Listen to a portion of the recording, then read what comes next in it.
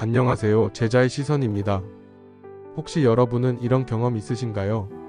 정말 중요한 팀 프로젝트를 하고 있는데 갑자기 핵심 멤버 한 명이 그만두거나 배신을 한 경험 말이에요.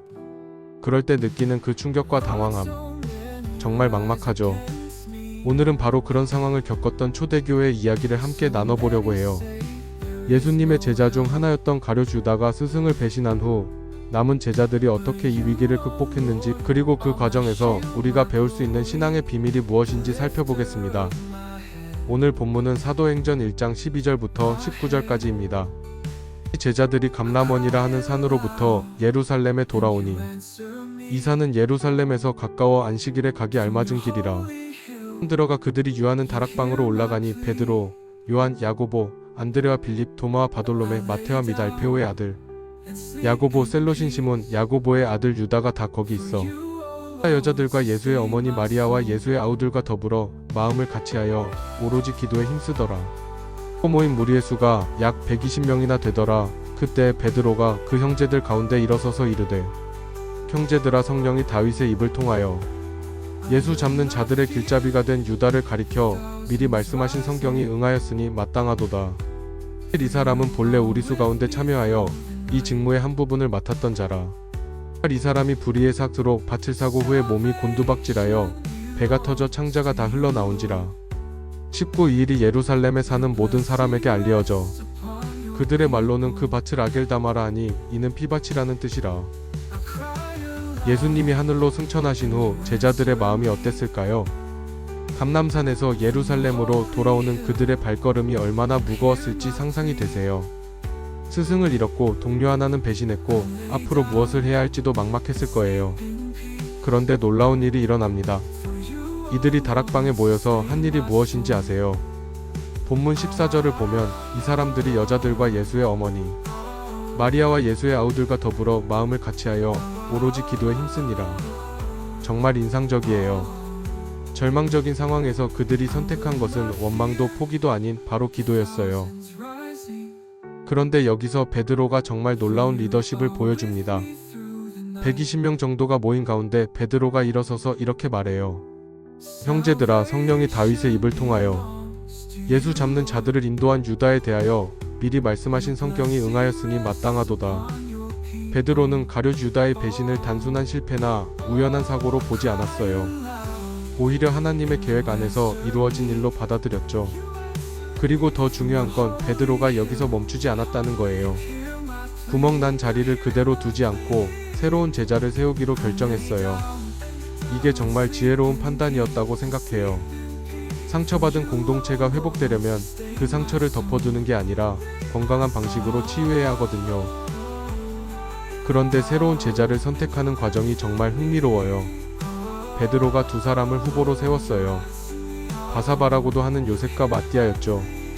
둘 다 예수님과 함께 했던 사람들이었어요. 그런데 최종 결정은 어떻게 했을까요? 투표도 아니고 토론도 아니고 제비뽑기였어요. 우리 기준으로 보면 좀 이상하지 않나요? 이렇게 중요한 결정을 제비뽑기로? 하지만 여기에 깊은 의미가 있어요. 제자들은 이 선택이 자신들의 판단이나 선호에 따라 이루어져서는 안 된다는 것을 알고 있었어요. 오직 하나님의 뜻에 따라 이루어져야 한다고 믿었죠. 그래서 이렇게 기도했어요. 뭇사람의 마음을 아시는 주여, 이 두 사람 중 누가 주님의 택하신 바인지 보이소서. 여러분, 여기서 우리가 배울 수 있는 기도의 본질이 무엇인지 아세요? 많은 사람들이 기도를 이렇게 생각해요. 하나님, 제가 원하는 것을 이루어 주세요. 마치 기도가 우리의 소원을 들어주는 요술램프 같은 거라고 생각하죠. 하지만 제자들의 기도는 달랐어요. 주님, 주님의 뜻이 무엇인지 보여주세요. 그리고 그 뜻에 우리가 순종할 수 있게 해주세요. 이게 바로 진정한 기도예요. 내 뜻을 하나님께 강요하는 게 아니라 하나님의 뜻에 나를 맞춰가는 거죠. 고린도전서에서 바울이 말한 성령의 은사들 지혜, 지식, 믿음, 치유, 능력, 예언, 영분별, 방언과 통역, 이 모든 것들도 마찬가지예요. 내가 노력해서 얻는 게 아니라 하나님의 뜻에 순종할 때 성령께서 주시는 선물이거든요. 그렇다면 어떻게 성령 충만한 삶을 살 수 있을까요? 본문의 제자들을 보세요. 이들이 한 일은 단순해요. 마음을 같이하여 오로지 기도에 힘썼다. 여기서 마음을 같이 했다는 표현이 정말 중요해요. 이건 단순히 같은 공간에 있었다는 뜻이 아니에요. 같은 목적, 같은 간절함, 같은 기대를 가지고 있었다는 거예요. 무엇을 기대했을까요? 예수님이 약속하신 성령님이 오시는 것을요. 그리고 이들은 기다리는 동안 가만히 있지 않았어요. 공동체를 회복하고 서로를 돌보고 하나님의 뜻을 구했어요. 이게 바로 성령 충만의 비밀이에요. 성령께서 일하실 수 있는 환경을 만드는 거죠. 순종하는 마음, 기도하는 자세, 공동체를 사랑하는 마음. 이런 것들이 성령님이 역사하시는 통로가 되는 거예요. 그럼 이 말씀을 우리 삶에 어떻게 적용할 수 있을까요? 첫째, 우리 공동체 안에서 문제가 생겼을 때 어떻게 반응할지 생각해봐요. 원망하고 비난할 건가요? 아니면 제자들처럼 기도하며 회복을 위해 지혜를 구할 건가요? 둘째, 성령의 은사를 바라볼 때 내가 얻으려고 노력하는 게 아니라 하나님의 뜻에 순종하며 기다리는 자세가 중요해요. 셋째, 기도할 때 정말 솔직하게 물어보세요.